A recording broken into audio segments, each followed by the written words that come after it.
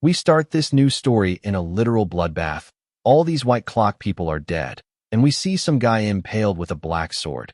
This guy is channeling some spell and asking for reply. He is trying to contact any survivors, asking for reply. He is pleading the bodies that if they cannot speak, they just need to move or make a noise. So please anyone respond. But in the end there are no survivors. He is the only one left. This white ghost guy now looks at a head with horns, and we are told that this head belonged to the one who consolidated the demons for the first time. Really cool design. And he led humanity to collapse. This guy was known as the High Priest. Now we see that this demon tried to eat a baby, but this white ghost guy casted some spell, snatched away the cute baby, and took it away from the demons, and gave him to someone to take care of. In this war against the demons, who came over from the demon realm, this guy is the White Tower's mage, and those who follow him put everything on the line for the future of humanity, and he fought this demon head-on. Really cool panel. And they managed to kill the demon, because if it wasn't for them, no one could have done it. But suddenly this green girl appears in the bloodbath and states that the official time of death for the High Priest is 3:12 p.m. on April 28th. Now we are introduced to this beauty. She is Edna, and she is the world's final dragon and observer who records history. Her full name is Edna Sol Laplace. She reports that she has good news and bad news. Tower Master tells her to start with the bad news. And as expected, the demon army has invaded the White Tower, and most of the mages have passed away. The tower is partially destroyed, and all the research resources were almost all incinerated. Now Master asks the good news. Edna states that the Imperial forces arrived sooner than expected, so they were able to save some of the survivors, including the Master's disciples. Master is glad. Edna now asks if the Master regrets his choice today, and he doesn't. Each person was someone he had selected and brought himself, so he cannot say that he regrets this choice in front of them. Master looks at the blood on his hand, and so Enda asks if he has something else to say. Pretty sure Master is going to die, so he tells her to take care of his disciples from time to time. They're still young and anxious. Edna states that she'll check on them occasionally. Master laughs that a dragon is bowing her head to a mere human. Edna states that he has the right to receive it. She assures him that her and the continent won't forget the sacrifices of the heroes of the White Tower made. Master states that should be the case. Now he tells us that it'd be a lie to say that he had no regrets. He may have been the best mage, but he wasn't a good leader. But if somehow he was given another opportunity, even if he were to be called a villain, he would live a selfish life just for his people. Now he remembers his disciples, and this is the kind of life this master would want to live. Now the time is 3:47 p.m., and Edna confirms the death of the master of the Mage Tower, known as Oscar Sage. Now we see a report of all those killed in action, and we get a beautiful look at the White Mage Tower. Nice camera angle. A leaf falls and enters a window, where some guy is taking care of some other guy in coma, I guess. The leaf lands on the coma guy's hand, and he quickly wakes up and squats away the leaf, and also slaps the blue hair guy taking care of him. Bluehead is all wet and angry. He was going to switch out his towel. All pissed now, he states that this coma guy's sleeping habits sure are nasty. He doesn't even show any gratitude. When this bluehead has been nursing him, coma guy wonders about the sleeping habits. He can't believe that he slept, and that too in a defenseless state. But wait, more importantly, he should be dead. Why is his heart beating? It's the master who just died. But his heart is fine. But he is sure that it was pierced by the high priest. Guy is not sure what's going on. But suddenly some angry guy kicks in the door and asks if this guy is up. Bluehead is scared and tries to calm down this elder. It hasn't been 5 minutes since he opened his eyes. Elder, all angry, tells this blue hair guy named Frank to move aside. He's already overlooked it a few times, and this time he's going to make a human out of this bastard. Frank tells him that he's still a patient. They are both shocked when this coma guy, who is probably the MC, asks why is he alive. Elder laughs and states that it's fascinating that this coma guy thinks he's alive. MC, on seeing this elder's robes, realizes that he is a mage of the White Tower. Now informally and arrogantly, MC orders the elder to explain this situation in detail. Even Frank is like, what's wrong? Elder is mad and asks how dare this guy order him to explain. You've really lost it, he utters, and is ready to slap MC, and tells him to reflect and beg. MC sees this attack coming for him and wonders if this elder is some assassin planted by the demons. And so quickly, he activates his wind shield. MC thinks that if this wind tint which is formed instantaneously blocks the hand will bend like a straw and break. MC thinks that this elder is some low-level scrub who didn't even consider that before attacking. But suddenly the wind shield starts disappearing. MC realizes that this is some pathetic magic. It's not his magic. Seeing this, the elder snaps back and tells MC that it was a pretty good wind shield, which means MC hasn't just been playing around all this time. And so this elder postpones the disciplinary action about the embezzlement of research fees, so MC should focus on recovery for now. And with that he leaves. Frank now yells at MC for being crazy. MC is still shaking, thinking that his wind shield disappeared the moment he used it. So he wonders for how long has he been asleep. Frank states that MC seems a bit off. He knows how that elder Maxim's personality is, and yet he provoked him. But MC is still thinking about his mana circuits, mana quantity, and mana purity all being shit. MC is not sure if this is even his body. MC is not sure what happened to his body. Now he asks Frank about the day-to-day. Frank tells us that it's September 21st, and he has been unconscious. MC now asks if he has been asleep for 5 months. Frank tells him to stop talking nonsense. It's been a day at most. MC is like whatever and tells Frank to call Lloyd, and if he's not here, call Gilly or Shasha. MC wants to hear the exact situation from them. Frank wonders if MC is acting and are his memories actually gone. But forget about all that, and Frank asks why is MC saying the Tower Master's name so informally. MC asks if all of them are traitors. Frank asks if he forgot all about that too. And he wonders if these are side effects. Frank now tells us that Lloyd Schultz abandoned the White Tower and became a disciple of the Red Tower Master. And Gilead Dominic stole and ran with a high-level magic book. Hearing this, MC gets all angry and yells that how dare this blue head spout such bullshit. Man, they are still not showing his face. MC tried using some spell to check if Frank was lying, but there is no shaking in the air around him. So he's telling the truth. MC realizes that means that Shasha is the Mage Tower Master. But how can a 5-year-old become a Tower Master? Frank asks why is MC leaving the 20 before that 5, meaning Shasha is 25. MC thinks that this Frank kid has some incredible imagination. So this Oscar sage shouldn't be getting so mad at this young kid. But for a fabrication, his lie felt pretty natural, but suddenly MC gets a glance at the window, and we finally see this cool-looking MC. Even he is shocked to see this handsome self, and he is like, who the fuck is that? MC starts panicking. And so this level 1 mage wakes up, scene shifts, and we see this slim stick MC sitting in a chair. He still can't believe it after seeing this. This world is 20 years after he died, and the world has developed a lot. This mage is like learning about street lights and cars, and how this is all thanks to the magic engineering revolution. MC smiles and thinks that they would have loved to see this. He remembers back then the world was collapsing, and people had given up on everything. This handsome MC now thinks that he needs to stop reminiscing and organize everything he has learned about the owner of this body. This body belongs to some guy named Oscar Crushin. He was taken in by the White Tower at the age of 10 and is now 20 years old. He is a level 1 mage from a fallen noble family, and he has a nice face. But he's a terrible mage to be only at level 1 at 20 years old, which is why he felt rushed and embezzled research funds to purchase an illegal elixir, and after taking it, he collapsed. MC thinks that this would have made sense if he succeeded.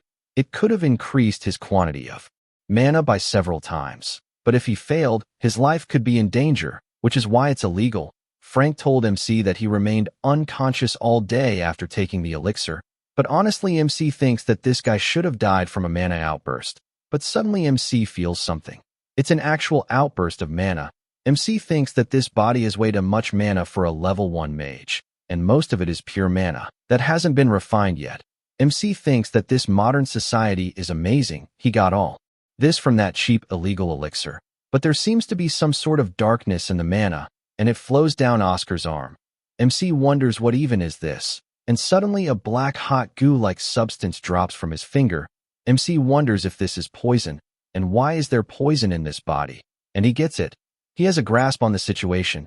First, that illegal elixir definitely wasn't a hoax. It's a proper elixir. That would be impossible to get even for a premium price. But the problem is that Oscar didn't know there was poison in it. Realizing all this, MC is sure this guy didn't die from mana outburst, but from poison. and the level of poison is too high to kill a level 1 mage. If it weren't for MC, it would have been difficult to even find traces of poison.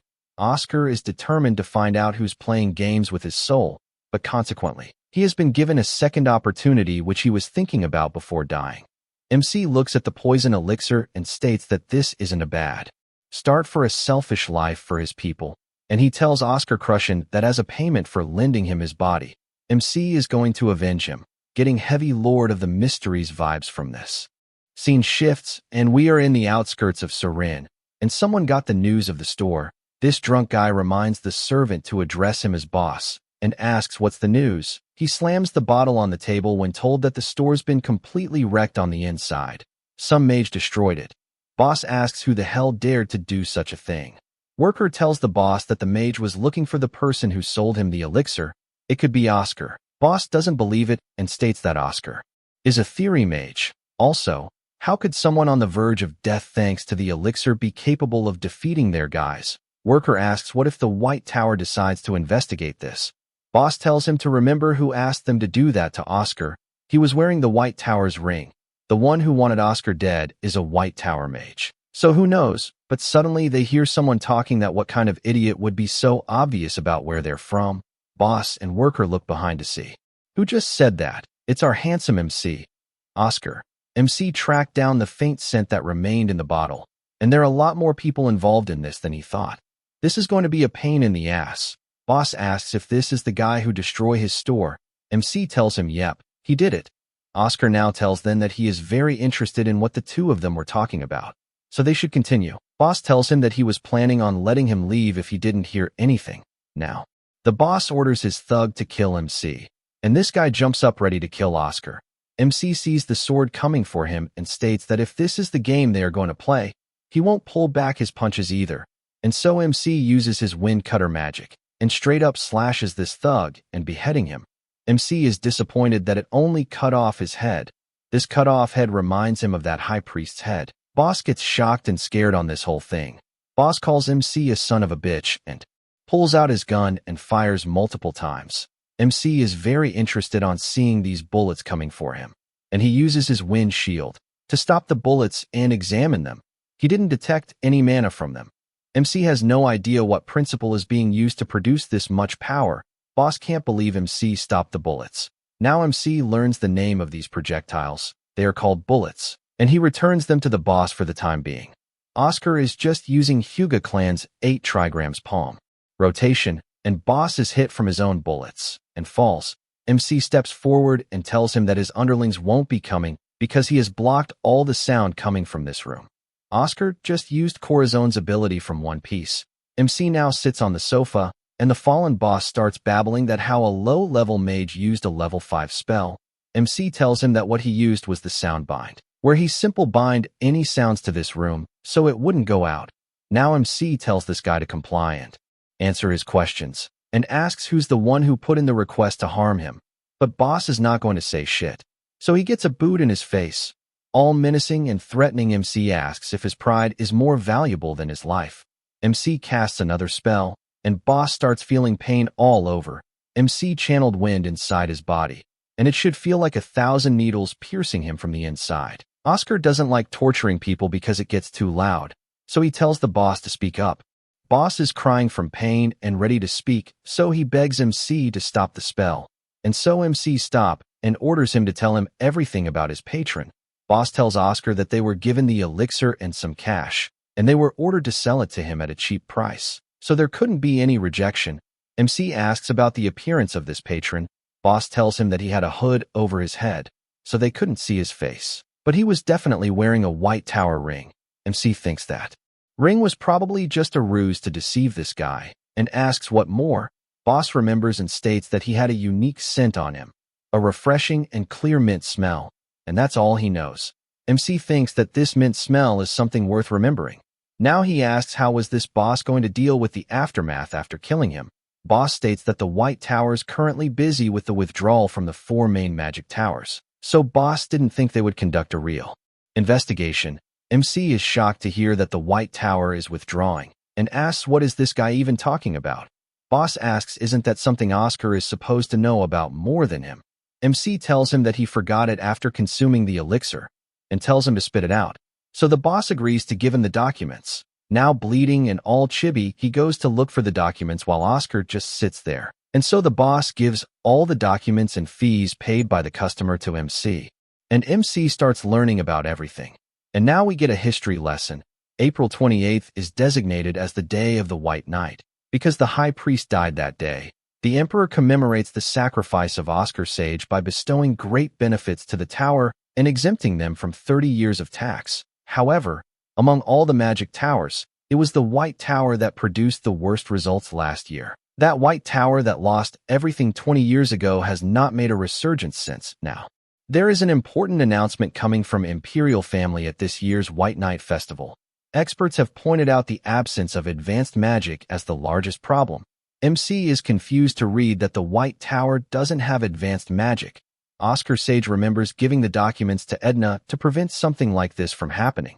So he decides to look into this matter separately. But he is even more shocked that the White Tower produces worst business results. So MC asks the boss what main businesses are the 4 towers running.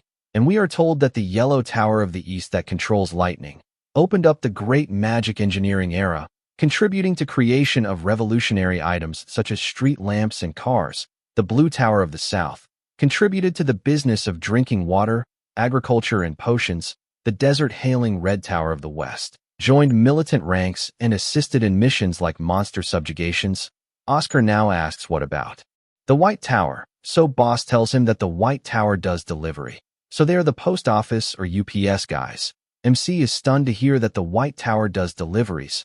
Oscar starts shaking from confusion and asks, does it mean delivering items? Boss tells him yes, because they have wind users and the riders can fly.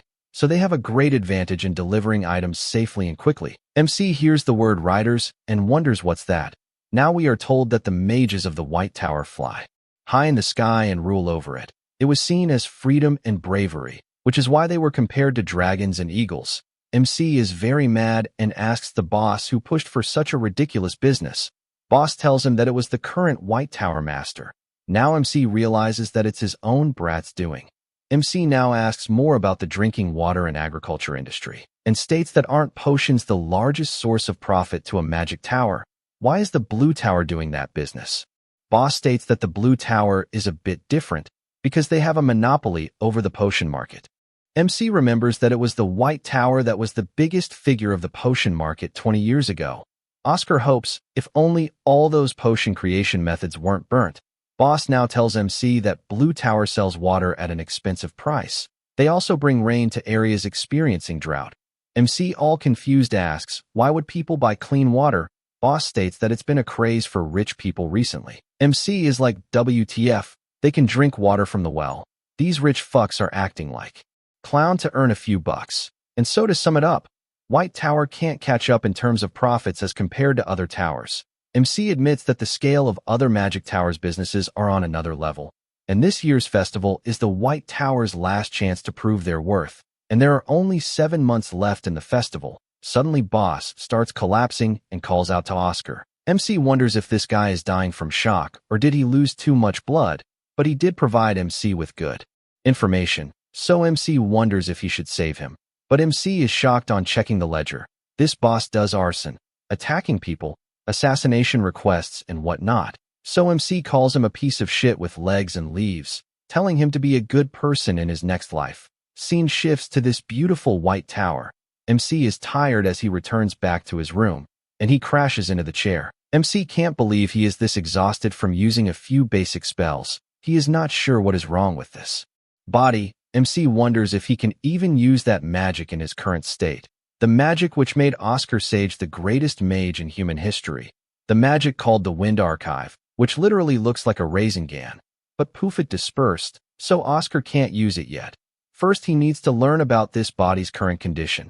So he starts a magic scan on the body, and in the meantime, he's going to read about this body. Frank did tell MC some information, but his memories are a mess. MC thinks that it's crucial for him to know everything about this body in order to save it. This body of Oscar Crushen, the heir of Count Crushen, and the sole survivor of a disastrous mansion fire. Those of Magic World recognized his genius early on, Their expectations were so high that they started fighting against each other in order to recruit him. In 6 years that he was in the academy, he only scored full marks. And with the extraordinary thesis he published, he proved that he was undoubtedly a genius. Reading all this, MC wonders why is he still at level 1. MC thinks that it's unfortunate if only he didn't have mana deficiency syndrome. He could have been a great mage capable of representing his generation. Oscar is shocked on reading about mana deficiency syndrome. If this is true, then it makes sense why he is level 1. He understands magic better than anyone else, but can't actually use it. Scan is done, and MC is shocked on seeing the results. Oscar doesn't have mana deficiency syndrome. It's not an illness. It's more like someone sealed his circuit. Now we are told a bit more about mana deficiency syndrome. It's an illness where one cannot circulate magic. A mage can install up to 20 physical circuit on top of their mana circuit, and this number of circuits determine the mage's level. However, if they have this illness, the whole environment is not established. So even if they try and train, they can never get past level 3, but Oscar's circumstance is different. His physical circuit isn't innately twisted, rather it was tied up by someone on purpose. MC walks towards the bookshelf and thinks that if this guy was really a genius, then he would have known that he didn't have this illness. It would have been nice if he wrote a diary. Now we are told that according to Frank, Oscar was an alcoholic. MC wonders if that was just a persona he purposely crafted. Maybe he knew someone was after his life, so he acted like a playboy on purpose. And if that's the case, then MC understands why he used that illegal elixir. It was a situation where he couldn't trust anyone. He needed to undo the chains himself. So now MC just needs to untie the knot, and he might be able to do it. But suddenly he notices something. It's this book, The Reinterpretation of Basic Magic, with a lot of bookmarks. MC opens the book, and he is interested on seeing all these post-it notes about different wind spells and combining wind magic with guns. This guy really was a scholar. His concept behind the wind shield is similar to how MC uses it, but it's completely different to the idea and principle of it being a simple defensive skill. Dead Oscar also wrote how it can be used based on the situation. Plus, there are basic magic he created himself. MC thinks that even though he could not use magic himself, yet he performed all of these as mock experiments in his head. Now living Oscar understands why Dead Oscar was called a genius. Both Oscars are similar to interpreting theory. In addition, MC can tell just by looking at this one book. He did not give up on magic. Instead, he worked harder than anyone else. His passion screamed that he loved magic. On one page it states that Oscar was about to attempt his biggest challenge. Now MC figures out that he was aware. He knew everything. But he had to do this all alone. MC is impressed with Dead Oscar. He was a young mage who did not break because of his cruel fate, and silently walked a lonely path. MC now swears on his name, and as the 17th master of the magic tower, he will undo the knot Dead Oscar could not untie. So MC starts focusing his mana. Plus MC is going to make those who brutally broke his wings pay. Scene shifts, and we are in some garden. Oscar wonders why is he walking around the greenhouse. He remembers falling asleep because he was exhausted trying to untie the knot. Suddenly someone calls out to Oscar as master, and he gets all wide-eyed on seeing that it's his old self, as Oscar Sage. Interacting with his multi-hair colored disciples, they are going to have their lesson here today. MC realizes what's going on. It's because of that damned dream curse, the demon world's Viscount of Nightmares. Because of that rat's curse, every time Oscar sleeps he is reminded of the past. MC expected that the curse would be lifted after he possessed this body, but it seems like the curse is bound to the soul, not the physical body. Boy, they are seriously making this MC weak AF. Handicapping the poor MC like crazy. Oscar still feels lucky that the dreams about his students haven't been tainted, and they're not emotional pastimes. Old Oscar asks his students what were they going to learn today. One student replies that they were going to learn about magic system, and how the system is divided into 4 categories, known as the 4 types of magic. That's right, Oscar Sage told them. All magic might look the same physically, but they are characterized into enhancement, acceleration, balance, or special types. 9-year-old Lloyd remember that the White Tower uses the harmonization type. Oscar states that's why wind magic suits them the best. 5-years-old Shasha if the magic towers have their preference of magic type. Sage tells her yes, because different types of magic have different traits. He continues that the Golden Tower finds speed most important, so they have acceleration magic type. Red Tower believes fire is important, so they represent enhancement type magic. The Azure and White both represent balance type magic. 7-year-old Gilead states that he wants acceleration type magic. To him, slow things are very frustrating. Sage tells him that he can't choose, because you're born with it. Shasha want to know how do they know what they are born with. Sage tells them it's very simple. He makes a magic circle on the ground and tells Shasha to extend her index finger and try to use this magic. Chibi Shasha is trying this spell for the first time, so it might take her some time. She looks so cute, but suddenly something starts coming out from her finger, and Shasha is a harmony type because she is balanced. Just like the master, she likes it, and OMG she is so cute. Boys try it too, and Gilly is indeed acceleration type like he wanted.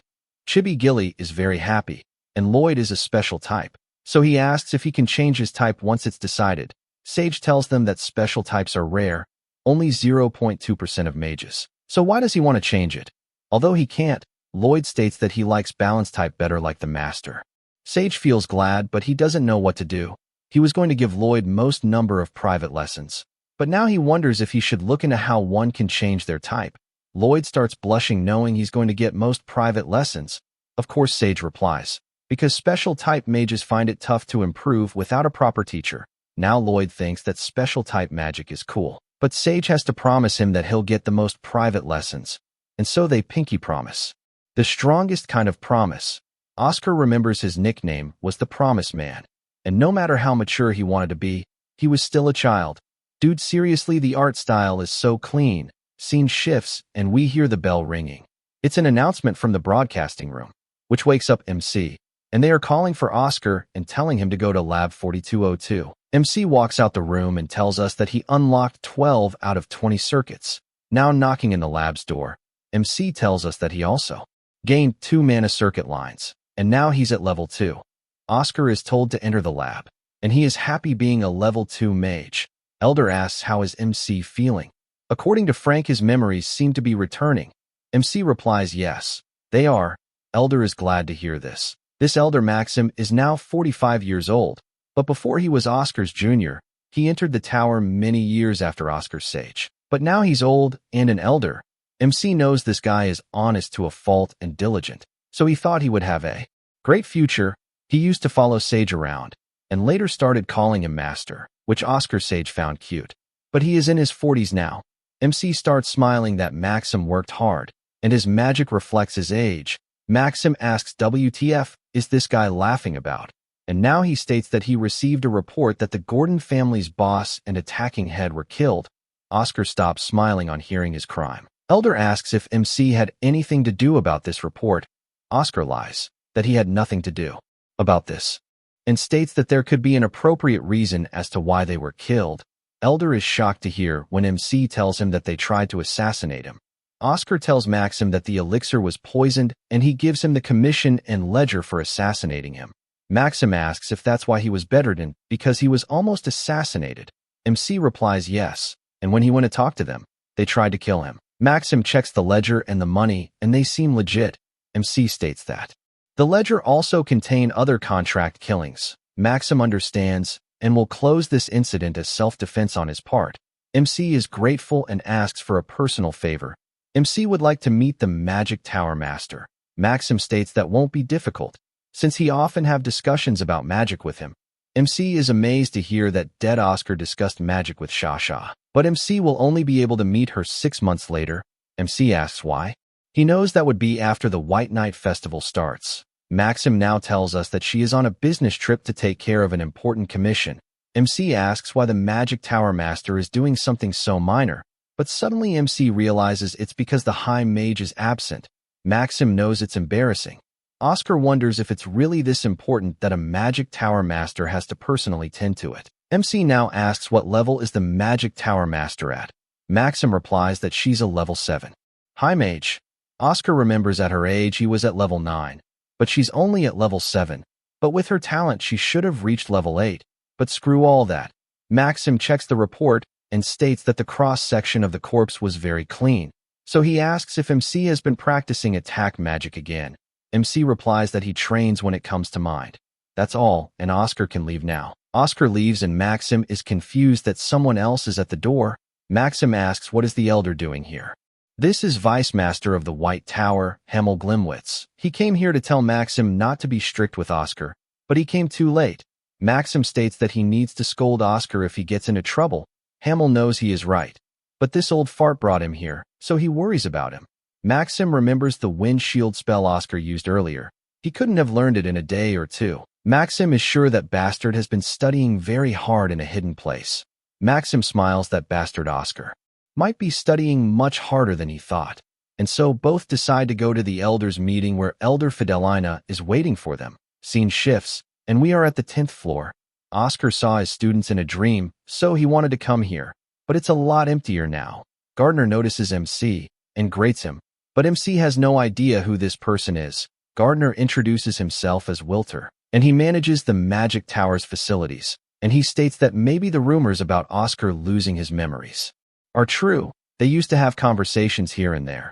MC tells him that the rumors are true, but is annoyed by how far the rumors have spread. Gardner now asks what did he meant by young Sir Oscar. Gardner states that he used to work here before, when the Mage Tower Master named Oscar used to come here. MC is shocked to hear this.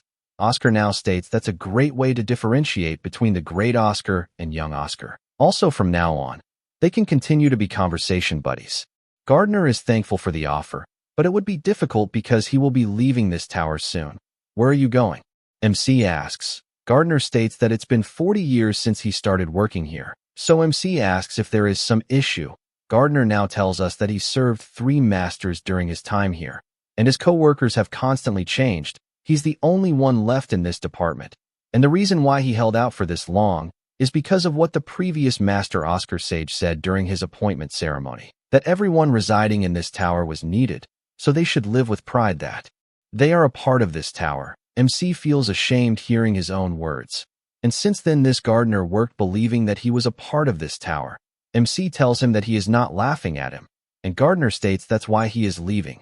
MC asks what does he mean by that, and he is reminded that this White Tower is not doing well. It is especially glaring from the facilities, and the finances aren't what they were before. Next month the Gardner would have worked here for 40 years, all. Worried now, MC asks if it's because of his long service award. Now we are told that all members of the White Tower, excluding the mages, will receive a long service medal and monetary award on their 20th and 40th year of service. Those who worked here for 40 years will receive 200,000 bells, and that amount can buy a house in large cities. But Gardner tells us that the current White Tower does not have the luxury of paying such a reward. People would have to put their lives on the line to pay him that much and resolve new commissions. Therefore, he can't accept it thinking about that, no matter what anyone says. This is his second hometown. MC can't believe how bad the things are. He can't believe he thought the Azure Tower was doing outrageous things for money. But who the fuck is MC to undermine their work? Because they have been able to earn a lot of money.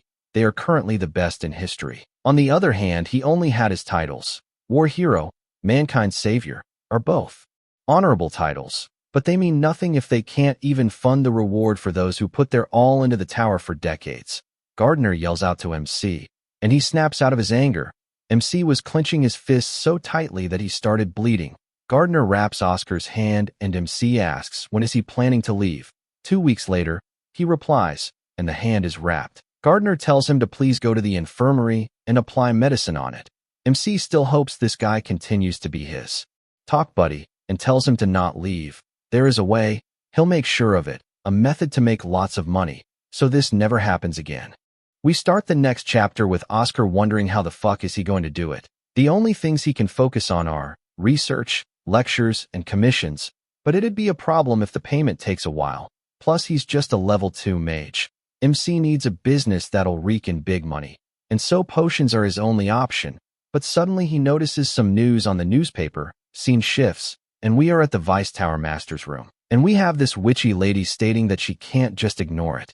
This time, it's embezzlement. Maxim knows it's wrong, but what? She asks. This angry witch is White Tower's elder in charge of finances, Fidenlina. Maxim replies that the culprit is reflecting on it. She asks if Maxim is just going to let it go, and tells him that stealing is a habit that only gets worse. Maxim calmly tells her that she won't have to worry about it. This which gets even more pissed on hearing that there isn't much to steal from this White Tower anyway. Which gets up and points at Maxim, stating that he is talking back at everything she says.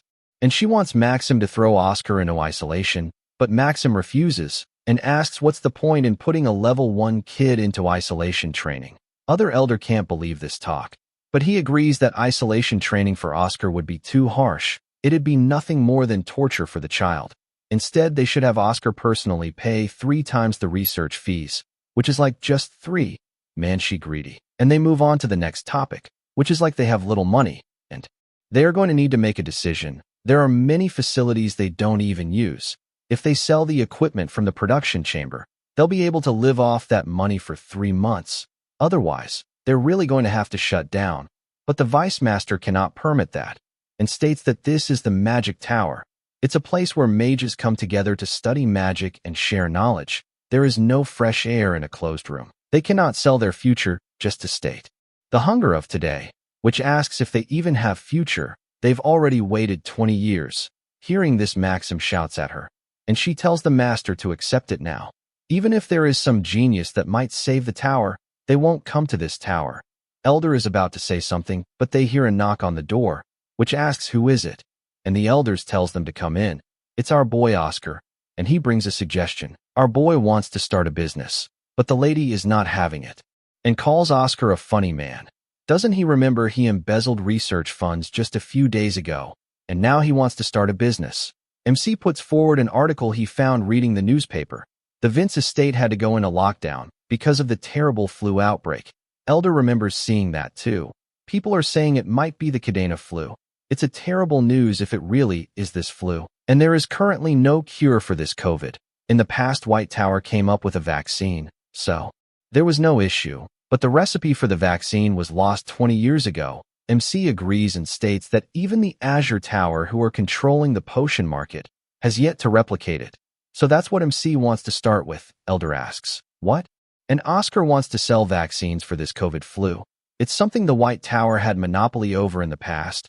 Oscar intends on reviving that monopoly, which is like it's not even worth listening to MC. And we are told that the Magic Towers and all the pharmaceutical companies invested a lot of money and labor, but no one has been able to replicate it. And you think a 20-year-old kid like you can make it? She asks more like mocks. MC agrees that he is a 20-year-old kid.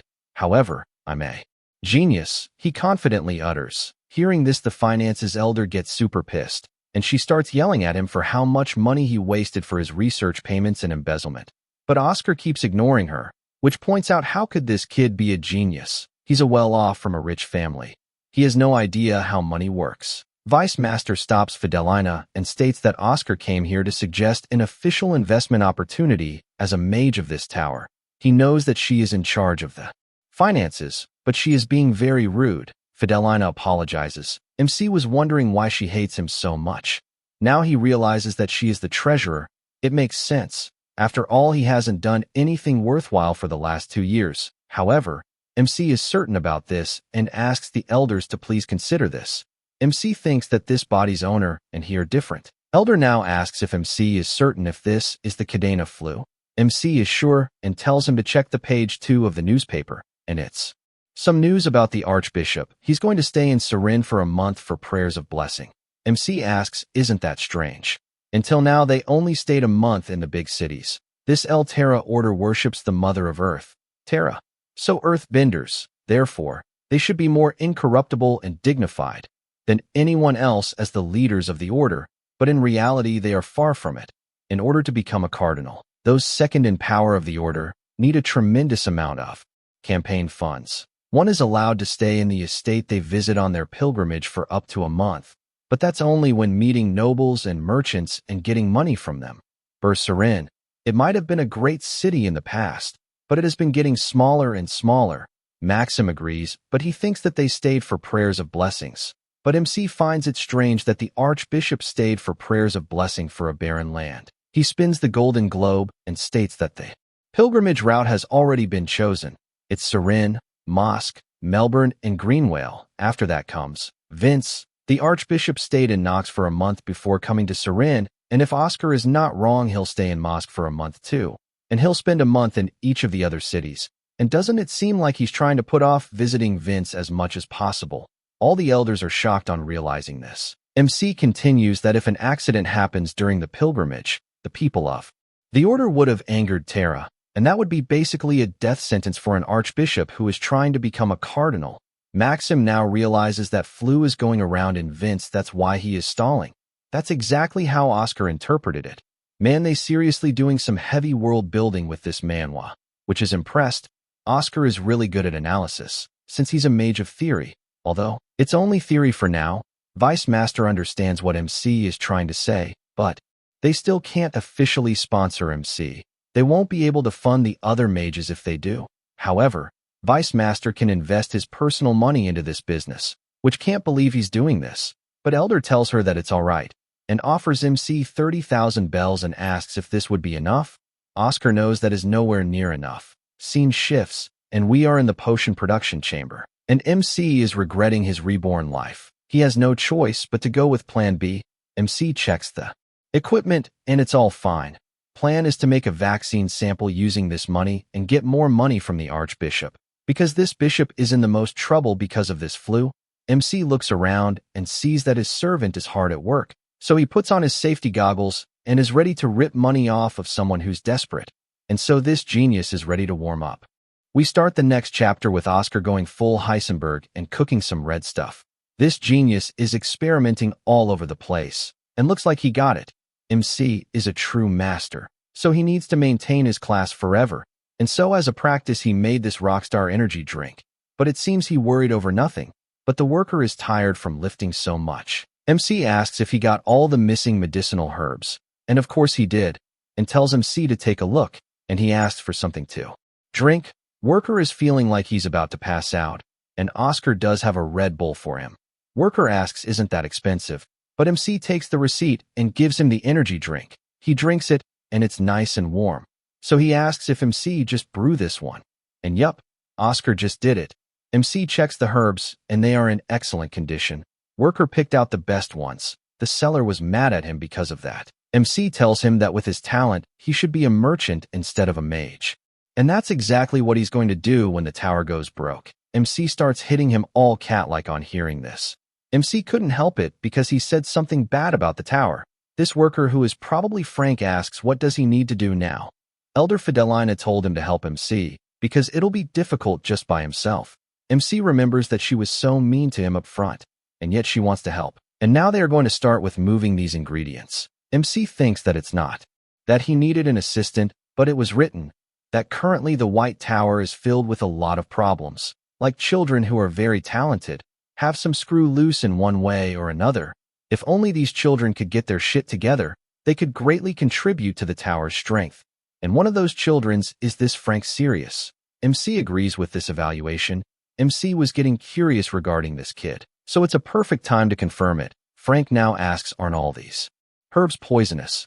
Oscar now gives us a botany lecture and states that black lilies of the valley, red camellias, ghost mushrooms, and Merva leaves are indeed poisonous, but they still can be used to make medicine. MC asks if he knows what to do with them. Frank replies that they put the poison plants into water and boil them for 12 hours in order to detoxify them. Okay, I'll try it out. Get me some poison plants. MC agrees but states that there is a problem with that method. The nutrients also go away in that process. Now MC asks if Frank knows of a dish called dumplings from Yin Dynasty, and Frank knows he even tried them before.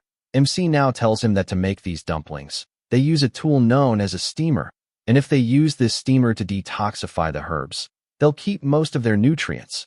With this method, they can extract 98% of the ingredients' effects. Frank is shocked and states that this way monopolizing the potions market would be easy. MC agrees it would be possible, just like the White Tower did before. Frank asks if they are done with detoxifying. MC tells him no, this just softens the herbs to make them easier to detox. Detoxifying process starts now, and Oscar uses his air drain spell. Looks really cool. Frank is shocked to see a cloud of poison separate from the herbs. Now they just need to remove the poison from the stems separately. MC tells Frank to take a good look and starts separating the poison from the cloud. He separates the green, red, and blue from each other. Now they just need to mix them together with the right ratio. 23% red camellias, 47% Merva leaves, And voila, this is the remedy for this cadena flu.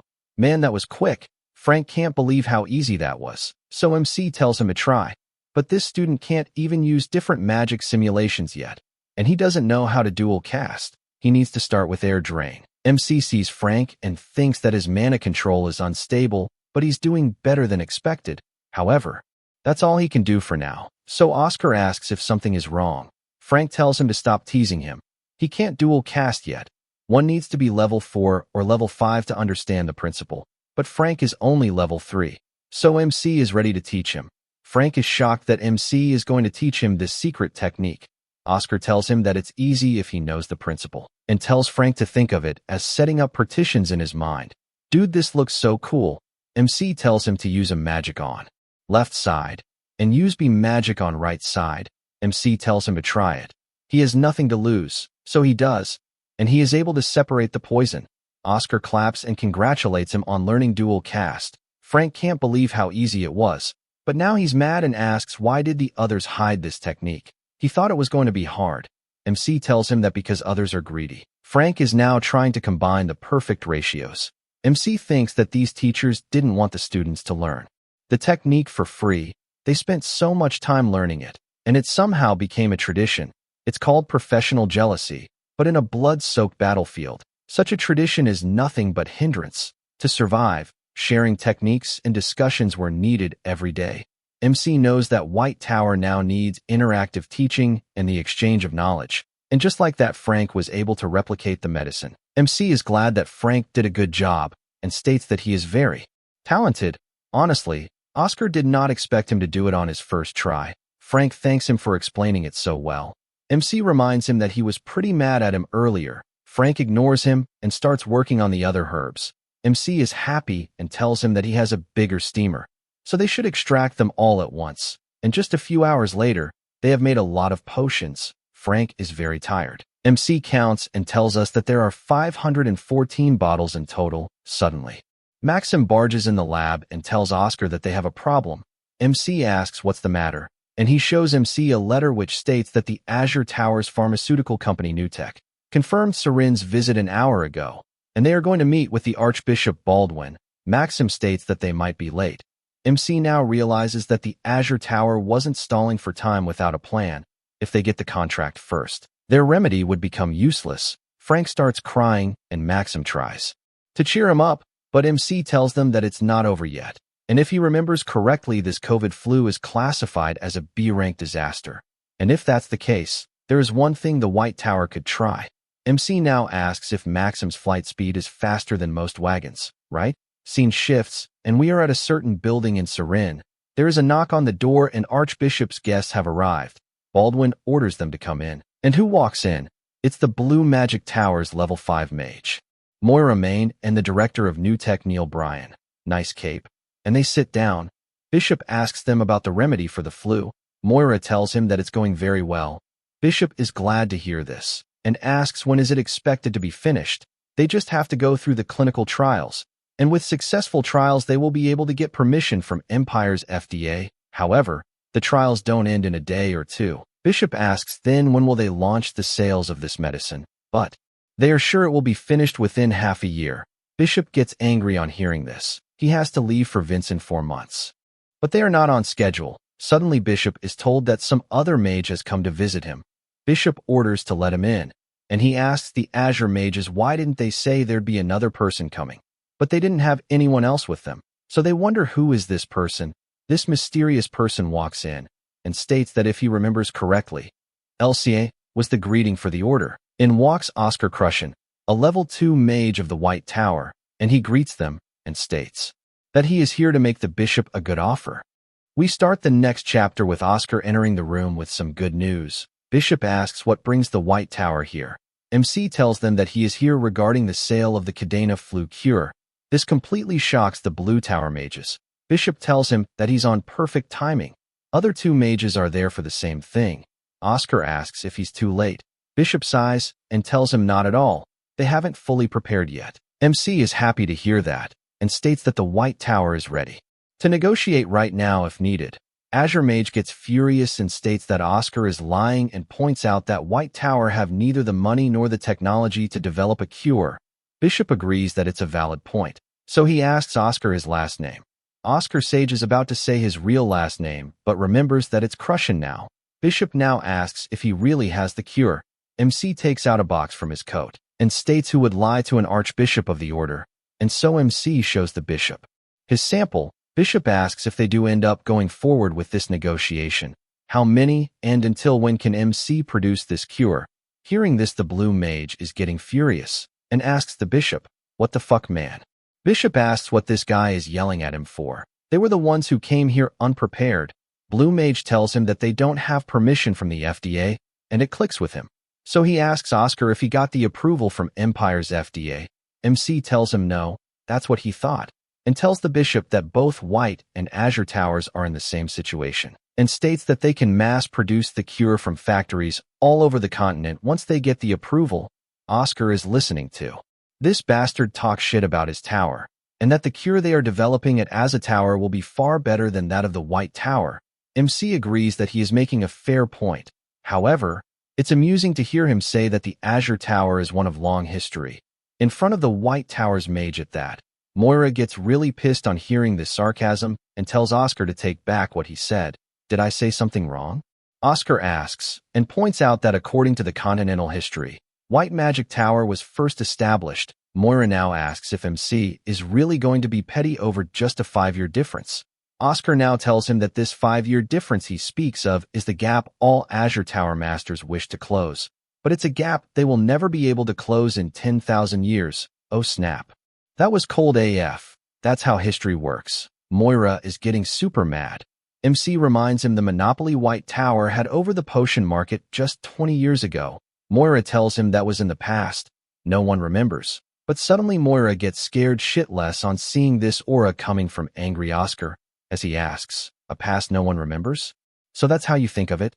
Oscar asks. Moira wonders what that sensation was. That aura wasn't something a level 2 could emit. MC is about to remind Moira something else, but suddenly the secretary bursts into the room and tells the bishop that there's an urgent call.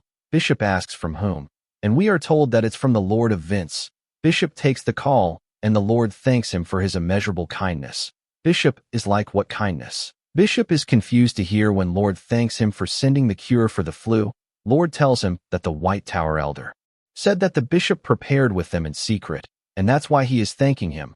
All the patients have been cured in just a matter of few hours. They think this is a blessing from a goddess. MC knows what's going on, that's why he's acting very smug. Bishop laughs and states that it's good to hear, and asks if there were any side effects. There were none. Lord now asks when will the second batch be available. Moira is speechless. Lord now tells the bishop that he has asked the White Towers Elder, and the elder replied that it's up to the archbishop, but he doesn't want to rush him. Bishop tells him that they'll be sending the second batch as soon as it's ready. It shouldn't take too long. Lord thanks him. Bishop now puts down the phone and asks Oscar if this was his doing. MC tells him yes, and is glad the cure got there fine. Moira in anger slams his hand on the table and states that this goes against FDA law. Oscar needs to be punished.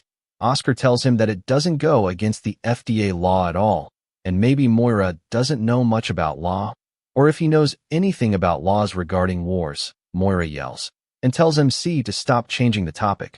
Why is he bringing that up? MC thinks that it must have been incredibly peaceful these past 20 years, and how have they forgotten this? So, MC states that 22 years ago, the weapon that took the most lives of the people in the war against the demons was a pandemic.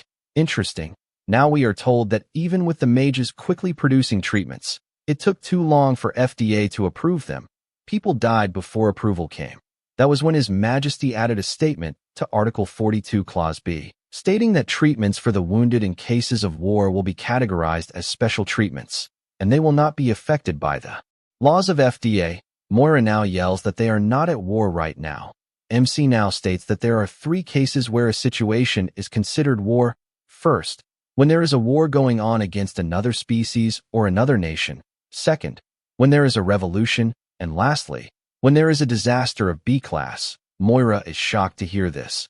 Now we are told that this COVID flu is a B class natural disaster. So there's no need to follow the FDA's law. Moira shuts up, and Neil tells the bishop if the White Tower did it, then they can do it too, and send the treatment to Vince's estate immediately.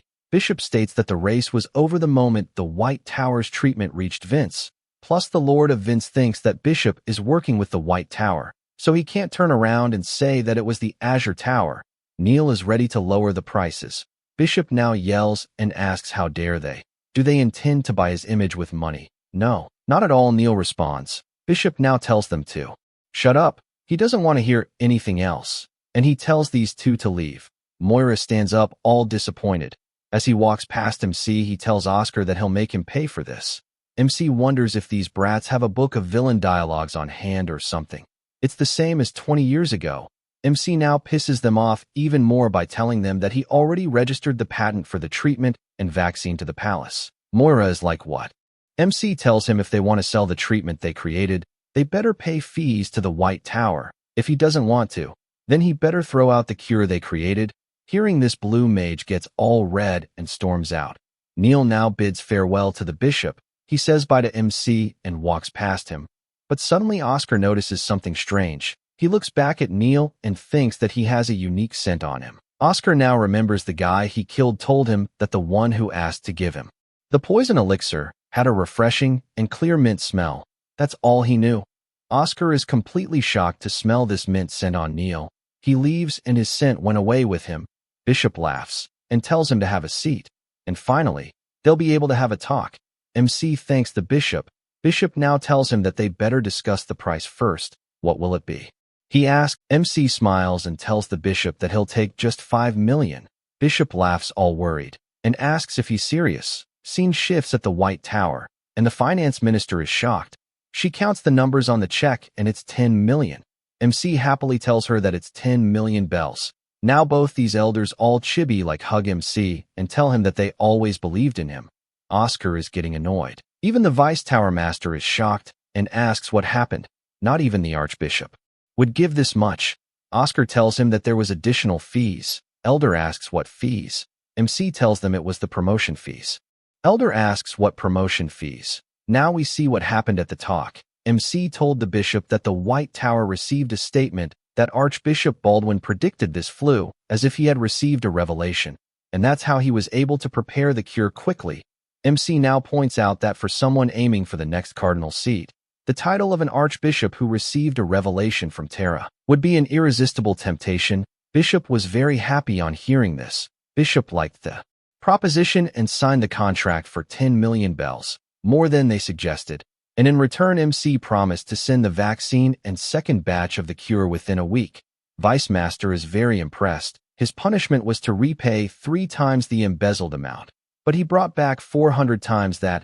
Elders are happy, so they are going to withdraw the punishment. Any objections, they ask. None at all. Finance Minister tells them happily. Elder now asks if Oscar needs any support he should ask them. A week might be cutting it close. Oscar tells them that they need to gather as many as possible level 4 mages or higher. Elder tells them that they should recruit, and he'll leave the selection to Oscar, and he orders Fidelina to put a recruitment notice inside the tower. Chibi, which asks what should it say. Elder tells her to write, looking for level 4 or higher mages for Potion Lab. Participants will receive a daily wage, and they'll get meat side dishes with every meal. I am weirdly enjoying this manhwa. It's not that action heavy, but I like it. A few hours later, scene shifts to the Potion Lab. All these mages have gathered in the Potion Lab. They are excited to eat pork. Frank can't believe how crowded this place is. Oscar now claps his hands and tells the seniors to pay attention to him. But no one is giving a fuck. So now Oscar snaps his fingers and uses his soundbind spell. And everyone in the room hears that scratch sound you hear when using chalk. And all these seniors quickly cover their ears. MC tells the seniors to focus. They've gathered here today to produce the COVID flu vaccine and cure. He needs their help. Students can't believe this genius called them. And what's up with him bowing his head? They think this is a scam. How can Oscar make medicine? Chibi MC is confused to hear all this. So he asks Frank if these people hate him or something. Of course they do, Frank replies. MC asks why. Frank tells him to think about all the things he has done, plus the potion restoration. He was arrogant, obnoxious, wasted the tower's budget like crazy. didn't research, and drank like a hippo. MC wonders if he was really that much piece of trash. Still, it seemed like this dead Oscar tried to be trash. Suddenly, this beautiful golden-hair girl greets Oscar. She wants to ask a question and states that all of the White Tower's potion formulas were lost, right? How is he then making them? MC tells them that he restored the potion formulas. Some can't believe it, while one guy keeps reminding that Oscar embezzled a lot of money. But the girl asks if the cure is proven to work. Oscar tells them yes, and they've already signed a contract with the order. Girl states that now that cure is worth more than gold, right? If the recipe leaks outside, all these meat side dishes would be a joke in comparison. So what makes Oscar think that he can share something so valuable with them? MC now honestly asks why these seniors are even staying in the White Tower. This pisses off the Golden Girl, and she asks if this is MC's attitude in asking for help. It looks like they wasted their time coming here. Golden Girl is ready to leave. She doesn't know what the genius meant by that, but not a single person here deserves to be treated like that. MC now tells this maybe waifu that he knows what they sacrificed for the tower. Girl is like, what? Man, seriously, the art style in this manhwa is clean. Now we are officially introduced to this waifu. This is Rena White, a level 5, 25 years old mage. MC now states that the Red Tower and various corporations recognized her unique talent and leadership. They tried to scout her 7 times, but she refused them all. Rena is shocked to hear that MC knows all this. And just like her, we are introduced to other character like this green-hair guy named Herrick Dryan. Imperial Palace offered him a position as a royal battle mage, but he declined. This other guy named Deckard Line, who was offered an instructor role 4 times by the Academy, but he declined. And this other girl named Sepia Rose. The Yellow Tower sought her out for her creative alchemy skills, but she turned them down. All these seniors are shocked and wonder, how does Oscar know all this? MC now tells us that all the seniors here received similar offers. MC now tells them that if he ever got offers like those, he doesn't know if he could have turned them down, but they chose not to leave this place. Rena is shocked to find out that the elders knew all about the offers they got. Oscar tells them yes, but they had no choice but to pretend they didn't. They didn't want to burden them. MC now tells them that the White Tower is going through the coldest winter in its history. Even though all these seniors could have gone somewhere warmer, yet they chose to stay in this cold. MC now states that if he can't trust people like that, then who could he possibly trust? But if they are not willing, then there's nothing our sad genius can do. Frank knows those are crocodile tears. MC is acting and tells them that maybe it'll just be 2 low-rank mages struggling on their own. Frank is like, surely you are not talking about me. MC tells Frank to just come on. They don't have time. All sad, MC puts on his safety glasses. Rena is just staring at him. Now she walks up and asks if she should start with the goggles, and slowly everyone gets ready to work. Seniors are even inviting the backbenchers. Frank can't believe that Oscar talked them into something with his tongue. Am I dreaming? He wonders. If this is a dream, I don't mind it, MC utters. Oscar now gives them a heads up that the side dish isn't pork. All the seniors start crying and wondering and asking if it's chicken or rat. MC now tells them that it's beef. Hearing this, they get super excited. And just like that, they exceeded vaccine and cure production by 140% of the target. Scene shifts to 1 week later. We see MC is in the garden and there is a heart made from petals with a smiling leaf in the middle. Seeing the leaf, MC remembers about the old gardener Walter. Seems like Oscar was maybe exercising, and he is happy that Walter is back in the garden. The sub-tower must have brought him back. MC plans to greet him when he sees him. Now, like the old man that he is, MC checks the newspaper. We get the news that Vince declares end of their COVID flu 2 days after the cure distribution. It was done thanks to the White Tower, a small stone thrown into the potion market. Massive ripples follow, and Oscar is nominated for this year's Peace Prize, and Baldwin gets the support of the whole nation. Oscar is happy to see that everything is going to plan. Frank comes running calling out MC, and he tells us that pre-orders for the vaccine are flooding in. Every nation is ordering. Frank is excited and he is jumping and states that this is insane. This batch alone could make them tens of millions, and he is glad that the urgent fire's been put out. But Frank thinks that this hype will die down soon. MC is amazed that Frank figured it out. Frank is like, you think I'm stupid? Frank now asks that once people are vaccinated, who's going to buy more? The next outbreak's decades away. MC tells him to not worry about money. MC has prepared healing potions, which are always in demand. Frank now asks that MC didn't just restore one formula. He had it all planned. Frank, all excited, asks if MC restored the legendary tier of the stars. But MC tells him no, they are only selling mid and low-grade potions. The other one is premature for now. And we are told that this Tear of the Stars is the most famous potion from the White Tower. It is said to be a miracle potion that can even revive the dead. If released, it would cause a massive stir. MC thinks that if they make it now, vultures will just steal the formula. This time, they were only safe because the Archbishop acted as their shield. First, they need to strengthen the White Tower. But MC is glad Frank came, so he tells him to go gather the ingredients. He needs to gather Rantis leaves, Python stem. Frank can't believe there's more. The other two are already hard to find. MC tells him that they are specialties from Sarin. Sarin specialties? What era are you even talking about?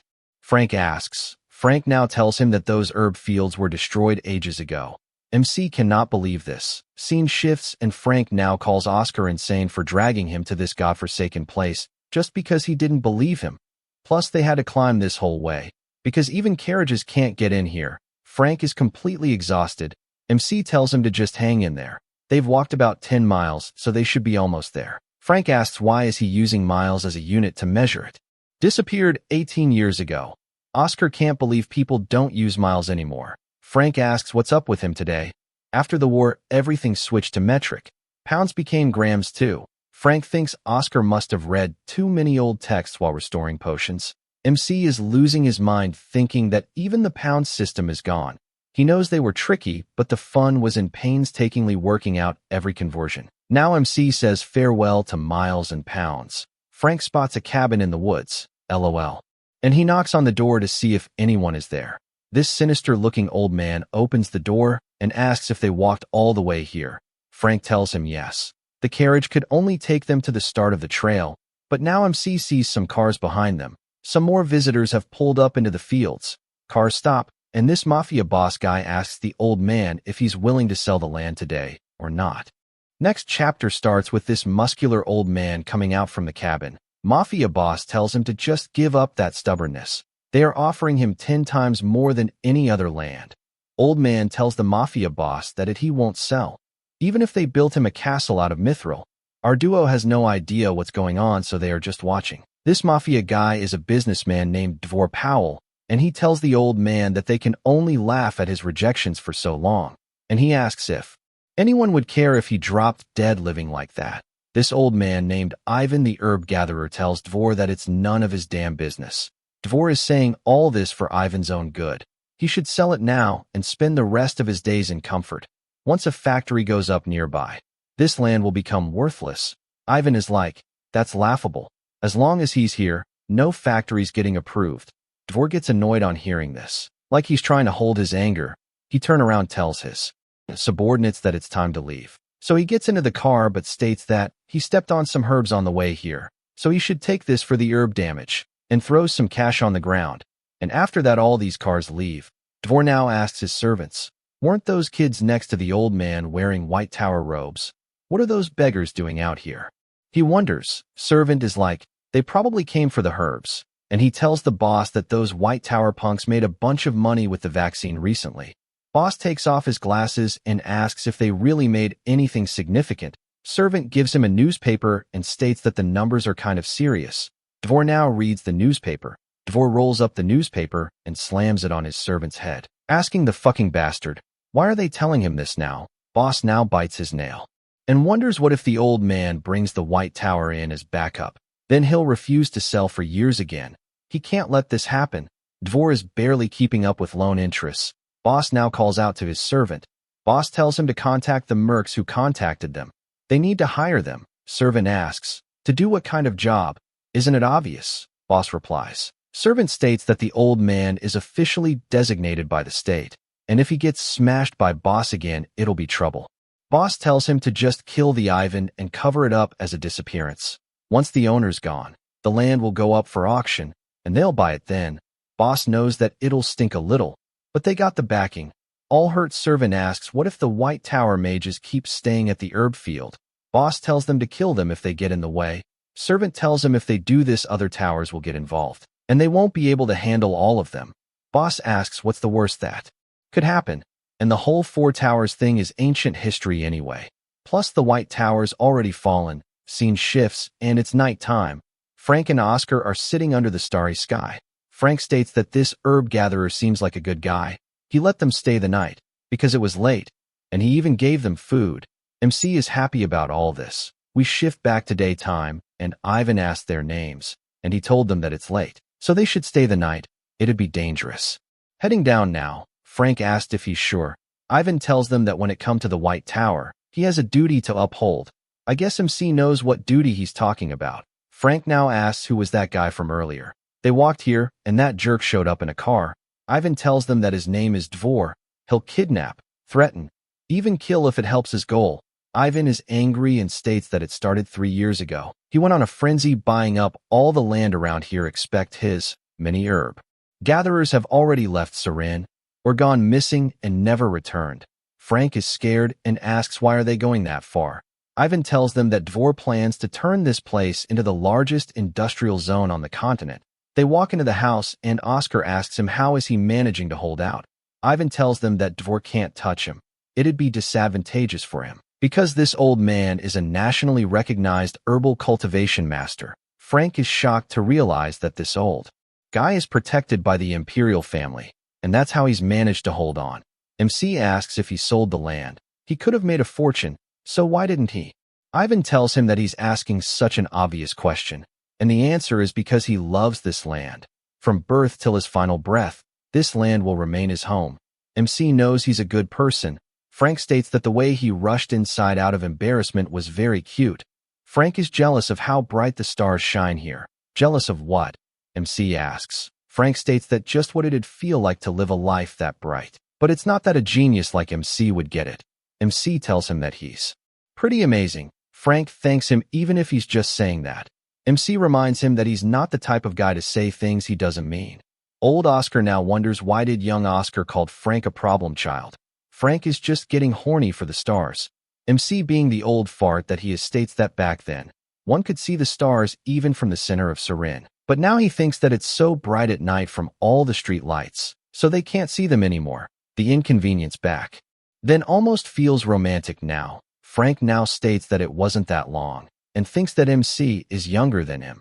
Now he asks about Sarin's herb industry. Can it really come back? MC states that it shouldn't be impossible. He'll have to talk with Elder Ivan tomorrow to know for sure. Suddenly MC sensed something. Frank asks what's wrong. Did he see a ghost? MC tells him that it's not a ghost, but people, and there are 4 of them. Frank gets up all frantic and states that he doesn't feel anything. MC can't believe that even with his decent mana detection, Frank can't sense them. Oscar knows these people are not here for anything good, and he tells Frank to get up. They have to greet some guests. Scene shifts to this guy blowing a bubble. Now we see this green hair assassin guy. He asks the other guy what got into him. All of a sudden, he turned it down when assassin offered to kill Ivan last time. But Dvor was too scared to handle the consequences. Other old assassin tell this youngster to just do the thing they are paying him for. Bubble guy reminds the old man that they got bounties on their heads in the north. Maybe he's being a little passive here. They have approached the cabin in the woods. Someone else, like a third assassin, is walking behind them, and he tells them to shut up. They need to stay sharp. This red-haired guy is gunman Jack, and this is his gang. And he reminds the others that there could be a mage here, but the old guy isn't worried because it's the White Tower.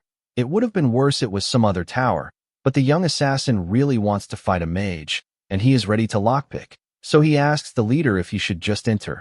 And so he starts working on the lock, quietly, wondering if the old man is already asleep. He gets in, but this is too easy and boring. There's no mage inside.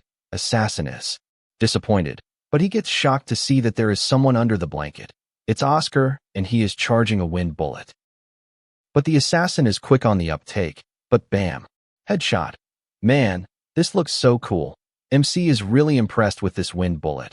It was one of the spells featured in Reinterpreting Basic Magic, written by Dead Oscar. It is an attack spell that reimagines the principle of a gun using White Tower's wind magic. It's more lethal than MC expected. Oscar walks out thinking that 3 left now, but he is shocked to see that there are only 2 left. Jack asks what happened to Max. MC tells them to be quiet. and that Max is sleeping inside, so they should go pick him up. Although he might be sleeping forever, old assassin finds Max pathetic and he reminded him to not let his guard down. Jack tells MC to just give him the herb gatherer's location. Then he'll hold no hard feelings about Max's death. MC thinks that this guy doesn't fall for taunts and avoids unnecessary fights. How professional. And he tells them that they should leave feelings behind then. Jack states that it seems like MC is really dying to see some blood, old assassin. Equips his weapon. Jack orders him to kill MC. An old assassin charges at MC. He attacks, but MC blocks it with his friend's shield. Assassin keeps attacking again and again to break the shield. But before the shield could break, MC willingly comes out. Assassin is shocked to see this guy come out. Oscar is impressed with his attacks. Oscar starts charging another wind bullet, but the assassin is about to swing his blade, but MC manages to evade it. Old assassin now breaks the weapon in two and states that it's an exotic dual weapon which is difficult to use for normal people, and now both blades are coming to stab MC. Oscar is still holding his wind bullet, but suddenly he starts moving his finger and fires two wind bullets at the blades, and states that his weapon is kind of underwhelming. These wind bullets hit the blades and the old assassin can't hold them back, and now they are gathering even more power and pushing the blades. Old assassin can't believe that this young mage isn't even flustered after getting ambushed. He is shocked that MC still pulled off such precise shooting and snapped the blades break. MC readies another bullet and states that exotic weapon is not anything new. Suddenly MC senses danger and slides back. Assassin is like he just won the battle and backed off, so he wonders if MC is messing with him. Now we see the barrel of a gun, and it shoots a bullet through the old assassin. Oscar quickly uses his wind shield, but it breaks from the bullet and the bullet hits near MC. Bullet also scratched MC's gorgeous face. Old assassin now dead, falls to the ground. It was Jack who shot through him. Man, this guy straight up looks like some vampire. Jack now states that if he was just a bit more careless, he'd be dead for sure. Wasn't he your teammate? MC asks. Jack tells him that he was just a subordinate. He'll get another one. MC thinks that this is typical thug logic. Now MC looks at his gun and asks what's that supposed to be. Jack tells him that this is not a toy, but it's stupidly expensive, so he loads another bullet. Oscar now points out that acceleration, enhancement, and penetration. These three spells are embedded into that gun, right? Jack is amazed and asks how he figured it out. MC is like, because I couldn't block it. Jack calls MC arrogant but states that he's got some skill. Now he invites MC to work with him. The pay won't disappoint. MC straight up says no, why not? Jack asks, I feel like you'd stab me in the back. MC answers, fair point. Jack agrees and states that there's no need to talk anymore. MC is now hiding behind a wooden fence after dodging a hail of bullets, and thinks that this is not a good look for a former tower master. MC realizes that gun bullet is faster than his wind bullet, so a face-to-face won't work. He's at half mana, so he can't keep running. MC notices only one opening, which is the gun's reload time after firing 2 shots. Jack stops to reload, and he resumes fire exactly 1.24 seconds later. Jack is now looking for that rat MC. Oscar only has mana for one more wind bullet, and he needs to attack within that 1.24 seconds. First, Oscar uses his acceleration spell and starts dashing towards Jack. He's also using the wind shield. Jack notices MC and quickly turns around. Jack realizes that MC is charging in very fast, but he points his gun at him and asks if MC thinks humans can beat this trinity. Jack is locked onto Oscar, and bam, he fires. And this Gurren Lagann drill hits the wind shield. MC is trying to hold the shield, but it's breaking. Jack is sure it's over, but MC uses his wind shield to rotate and deflect the bullet. Man, this guy really is a genius. And still charging the bullet, Oscar comes out from the shield. Jack quickly tries to reload. He can't believe MC dodged the bullet with just acceleration magic. But suddenly he realizes that Oscar used a shield, but now MC and his wind bullet are in front of Jack at point-blank range. Jack can't believe this low-level mage is about to kill him, and bam, MC fires the wind bullet and asks if he figured it out just by hearing the wind. Finally, Oscar can relax. MC picks up his weapon and states that this was a real pain in his ass. This weapon is called the Trinity because it has the 3 spells imbued on it. MC acknowledges that this weapon is really something. Even he had a hard time with it. MC now tells us that by casting friction, reduction and durability enhancement spell on his wind shield, Oscar made the surface flexible and the inside sturdy, so the bullet didn't penetrate and it slid along the shield. If he didn't do that, he'll be the one lying on the ground. MC thinks that he needs to research counters to modern weapon spells when he returns to the tower, but he is exhausted because this young Oscar's body isn't complete yet. But first he needs to get Frank and Mr. Ivan to safety. He's also taking the cool gun with him. MC remembers that he sensed 4 assassins, but he's only taken out 3. Oscar hopes they are okay. They just need to hang on a little bit more. Scene shifts, and we see Frank protecting Ivan from this other assassin. Frank tells Ivan to go. He can handle this, because he's pretty strong. If Ivan is around, Frank won't be able to fight properly. Alright then, Ivan utters, leaves and tells Frank to be careful. Assassin asks if they said their goodbyes properly. Frank now asks why. Isn't he chasing Ivan? Is he targeting him? Assassin pulls out his blade and asks who the fuck does Frank thinks he is. He sent Ivan ahead hoping Assassin would follow him, just to save his own skin. Frank is silent on hearing this. Assassin tells him that old man was the target. Sure, but he's always been curious. What's so special about the mages from the 4 towers that everyone fears them? This slim as fuck assassin is ready to attack. He jumps up to attack and states that he's going to kill Frank first. Frank starts channeling his wind magic and hits this bastard with his wind cutter spell. But this assassin cuts through the spell easily and stabs Frank straight on, telling him to make the fight a bit more fun. Now this bastard laughs in Frank's face and asks if this is what passes for a great tower mage. But suddenly he realizes that this stab is not feeling right. He is sure something is wrong, and we see Frank grabbing his sword, and now using the wind cutter again he slits the assassin's throat. Assassin now falls down while choking on his blood. Frank apologizes about that, and tells us that he's got a bit of a special constitution. Wait, did he just use some wind clone? There is clearly a hole in him. Assassin now splats in front of Frank. Frank is like, I almost stepped on it.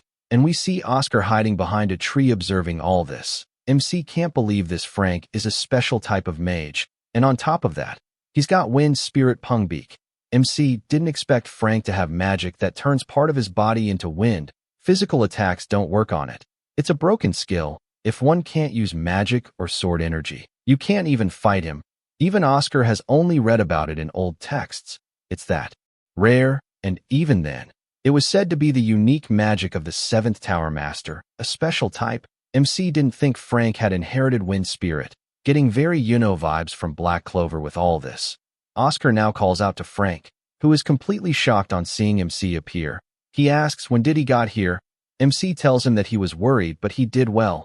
Frank is happy and tells MC to keep praising him. MC tells him to stop being so smug and asks where's Mr. Ivan. Frank starts panicking and starts shouting, telling Ivan to come out. MC can't believe how stupid this kid is, but if raised well, he's got the potential to rival dozens of high-ranking mages. MC sees something around the corner, so they go to check it out. Scene shifts, and it's morning now. Ivan now thanks the lads. If it weren't for them, he wouldn't be seeing the sunrise today. Frank tells him that he didn't do anything. It was all Oscar. MC tells them no, he missed the swordsman. Without Frank, they would have been in serious trouble. Frank is like, what? Oscar reminds us that without Frank things could have gone bad. Hearing this, Frank starts blushing like crazy. Chibi MC is glad that it's all over now, but Ivan isn't so sure about it.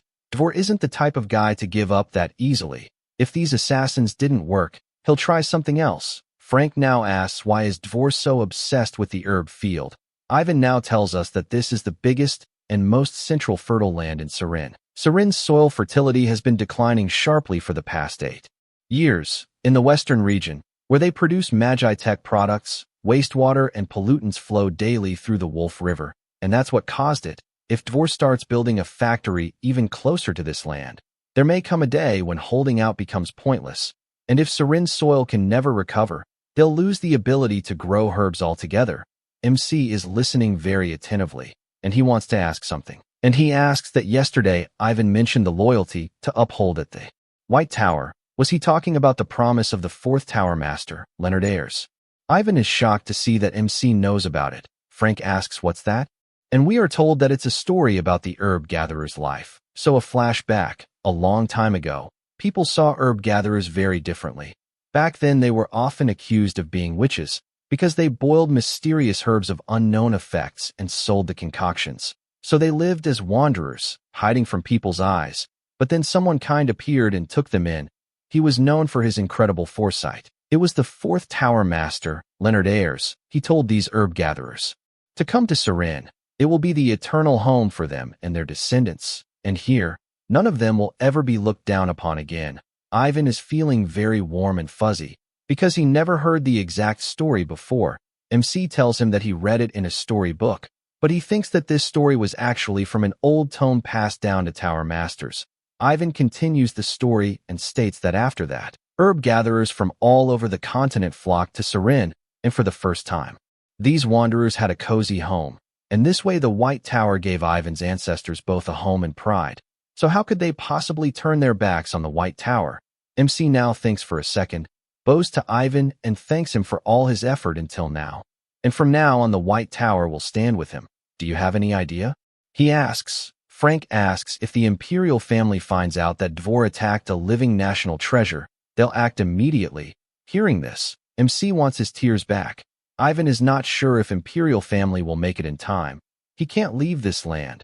The imperial family is reliable, but they move slowly.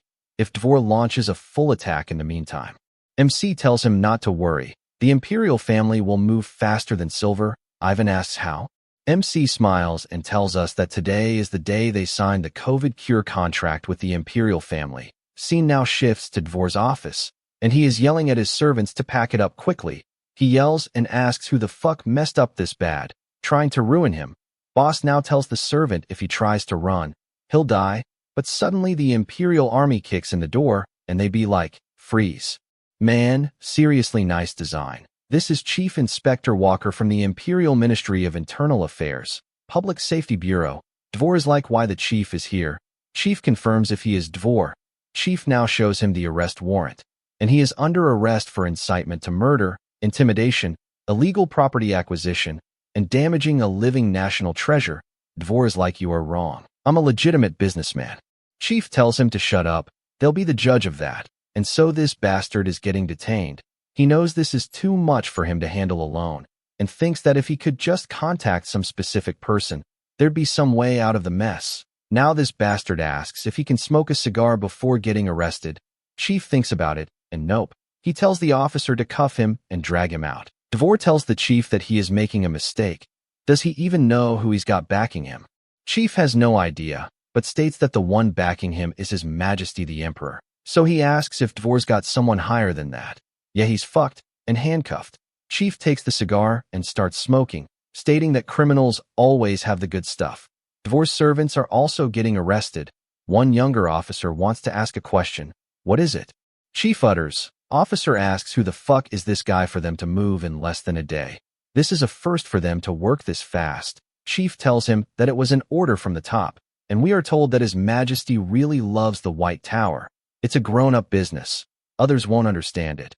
Even Chief doesn't know why he likes them so much. Sure, they accomplished heroic feats in the past, but that was 20 years ago. Now we get a metaphor about tossing a bird with broken wings. And all that changes is how fast it falls, meaning that today's White Tower doesn't have the ability or the right to be treated well. But still, what can they do? Chief now asks this officer Doran his age, and he is 23, which means he was 3 years old. 20 years ago. Chief was 12 back then too, when humanity won the war against the demons and finally found true freedom. Officer wonders just what kind of force was the White Tower back then. Chief puts out the cigar and thinks that they were so strong that the powerful still hold onto hope and memories of them.